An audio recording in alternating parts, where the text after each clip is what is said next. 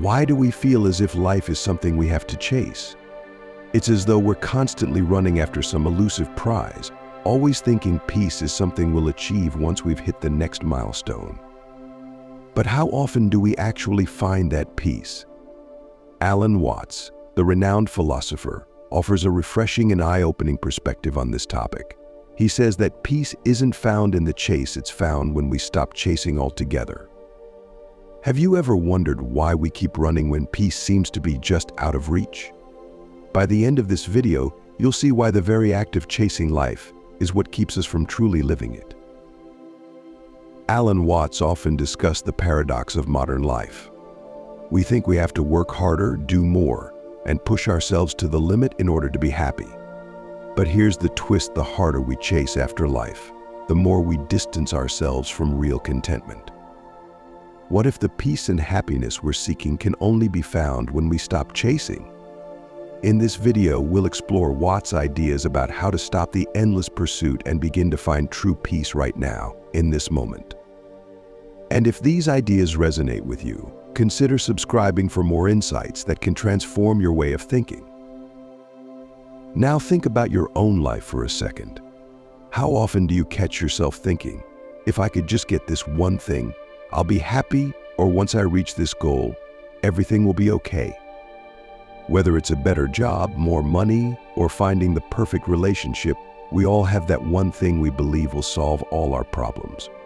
But Watts argues that this mentality is a trap. The more we chase after these things, the more they slip through our fingers. It's like trying to hold water in your hands. The tighter you grip, the faster it escapes. Can you relate to this feeling of endlessly chasing after something, only to feel more distant from it than ever? Watts believed that life is not something to be conquered or controlled. Instead, he saw life as a flow, something we are meant to experience and embrace, not dominate. So what happens when we stop chasing life? When we stop trying to force our way through every situation? The answer, according to Watts, is that we begin to experience true peace. Peace comes not from achieving more, but from letting go of the need to achieve. Imagine how freeing that could be, to live without constantly striving for the next thing, but simply appreciating the life that's unfolding before you. One of Watts' most profound teachings is the idea that everything we seek is already here, in the present moment. We miss it because we're too busy looking ahead, chasing the next goal. The present moment slips away unnoticed while we obsess over what's coming next. Have you ever found yourself so focused on what's next that you forget to enjoy where you are right now? This is exactly what Watts warned against. He reminds us that peace is not something waiting for us at the end of a journey. It's something we can experience right here, right now, if we choose to be fully present. The problem with our modern mindset is that it trains us to always look ahead. We're conditioned to think that success and happiness are always just out of reach, just one more achievement away. But here's the truth: no matter how much you achieve, you'll always want more. There will always be another goal, another milestone, another next thing. So where does it end? It doesn't.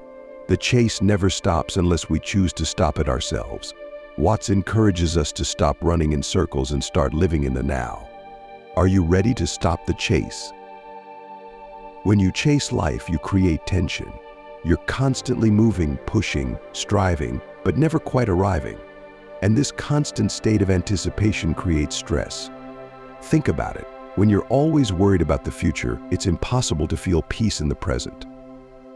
Watts believed that to find true peace, we need to shift our focus away from the future and anchor ourselves in the present. He asks us, why are we running? What are we really chasing? And what would happen if we simply stopped and allowed life to unfold naturally? The beauty of life, according to Watts, is that it doesn't need to be chased. The more we try to force it, the more we miss the joy that's available to us right now. He compares life to a dance. There's no destination, no finish line. The point of the dance is to enjoy the movement, to be fully present in each step. So why are we in such a rush to get to the end? What if the joy we're seeking is found in the dance itself? Let's take a moment to consider this. How would your life change if you stopped chasing after goals and allowed yourself to simply be? To be present with where you are right now, without the pressure of needing to be somewhere else. Watts suggests that this shift in perspective could be the key to unlocking a sense of inner peace that we've been chasing all along. Instead of asking, what's next, we could begin asking, what's now? When we stop chasing life, something magical begins to happen. We realize that the peace we were so desperately seeking was here all along. Alan Watts emphasizes this in his teachings. Peace is not found in some distant future, nor is it something we can attain by force. It's found in the simple act of being present, of letting go of our need to control everything. Imagine how liberating it would be to finally stop running after what you think you need and to start enjoying what's already in front of you. Could this be the breakthrough you've been waiting for? Watts also speaks about the illusion of time. Most of us are constantly living either in the past, filled with regret, or in the future, consumed by anxiety. But what happens when we focus entirely on the present moment? That's where life truly happens, according to Watts. He challenges us to let go of the burdens of the past and the worries about the future, because both are illusions. The past is gone, and the future is just a projection of our imagination. So what if we could live fully in the now, savoring each moment for what it is? Have you ever tried to live completely in the present, free from distractions? By learning to be fully present, you'll start to notice the small, beautiful details in life that you may have been overlooking. The way the light hits the trees, the sound of laughter, the warmth of a kind gesture. These moments contain the peace and joy we often overlook when we're too busy thinking about the next thing on our to-do list. Watts reminds us that life is happening right now, and it's only in the present that we can find the peace we're after. So the next time you catch yourself stressing about the future, ask yourself, what's happening right now? Can I find peace in this moment? Another crucial idea Watts explores is that life is not a problem to be solved. This idea is revolutionary in a world where we're constantly trying to fix everything, including ourselves. We think, once I fix this, then I'll be happy, or once I achieve that, I'll finally be at peace. But this way of thinking only creates more problems. The more we try to fix life, the more complicated it becomes. Watts invites us to stop trying to fix life and start appreciating it as it is. How different would your life be if you stopped seeing it as a series of problems and started viewing it as a series of experiences to be enjoyed? When you adopt this mindset, something profound happens. You begin to release the tight grip you have on life. The tension melts away. You stop feeling like you're at war with the universe. Instead, you begin to flow with life, trusting that everything will unfold as it should. Watts calls this surrender, not in the sense of giving up, but in letting go of the need to control every outcome. It's about trusting the process and allowing life to unfold naturally. Can you imagine how much lighter and freer you would feel if you stopped trying to control everything? This kind of surrender doesn't mean that you become passive or stop pursuing your goals. It simply means that you no longer tie your happiness or peace to achieving those goals. Watts encourages us to take action, but without becoming attached to the results. You can work hard, but still find peace by accepting that the outcome is out of your hands. This is the true meaning of living in the flow, taking action without resistance, without forcing, and without worrying about what might happen next. What if the very act of letting go gave you more control over your life than you ever imagined?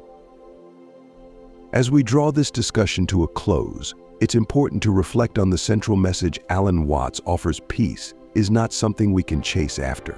It is something we find when we stop running and start living. We are so used to striving and struggling that we forget how to simply be. But in that stillness, in the act of being fully present, we discover the peace that has always been there. It's not about fixing our lives or reaching some distant destination.